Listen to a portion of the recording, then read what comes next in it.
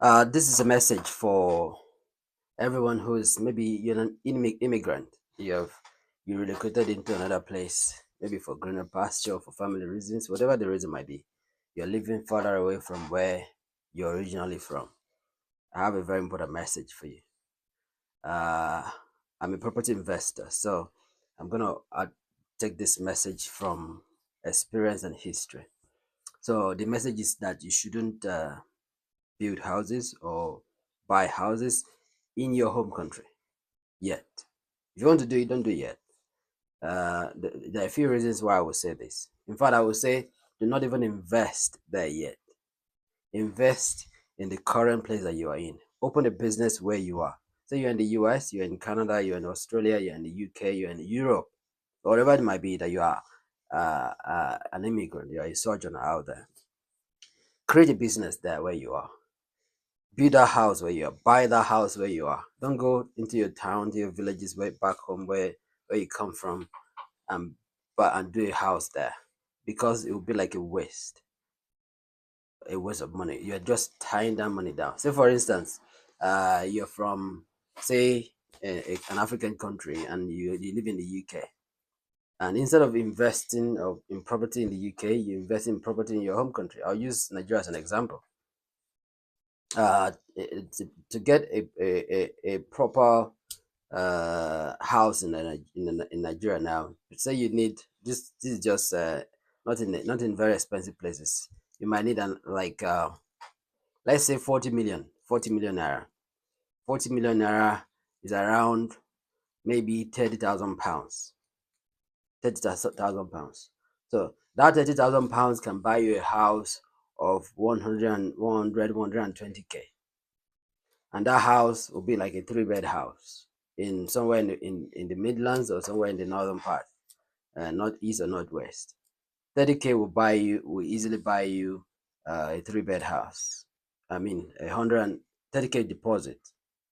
So instead of using that money to go build a house in your village at 40 million, or buy a house at 40 million, and then your rent in a year for that house, let's say it's 1 million, 1 million a year back home. But if you do the same thing here in the UK, for instance, that three bed can easily fetch you £800 a month. And by the time you pay your mortgage, let's say your mortgage, buy to let mortgage, is you're paying 300, more or less. You have like £500 profit in a year. That's £6,000. But if you consider your 1 million a year for that house that you built in your village somewhere in Nigeria, 1 million a year, if I convert it into pounds, is only around £600. So you see the difference. The same money, the same investor, but two different results. And the good thing about the one you have in the West, especially the one in the UK, over time the value of that house will go up, and you can actually go to the bank and even take out some of the value that you have built, the equity you have built over time. But the ones you have in your hometown, the value will go down, and you keep spending money on it to maintain it. The value will go down. In fact, you might you might not even get to spend that money here. All the money you make from it will stay there and use it to solve maybe family issues. But that money would not benefit you anymore. That money is already locked away from you almost completely, until maybe a time when you retire home, and you might never want to stay there.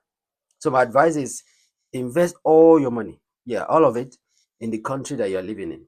Maybe US, maybe UK, maybe Europe, maybe Australia. Invest where you currently live. Grow. And say you're planning to retire and go home maybe in another year or two, you can sell one of your assets and use to buy whatever villa you want to buy back home. That way, the same money will be maximized. So the goal is to maximize your money. Do not go tie down that money somewhere where there is no growth. Put it in a place where it is stable, where you can get both cash flow and capital appreciation. So I hope this helped. Please send this video to everyone who you know has families abroad, everyone who is abroad, everyone who has left their their country to go to another place to go and sojourn. Share this video with them. Comment, let me know your experiences for those who have gone to build houses in their villages, in their communities back home. Let me know your experience. Please follow this page and let us because so that you can continue to hear many of these kind of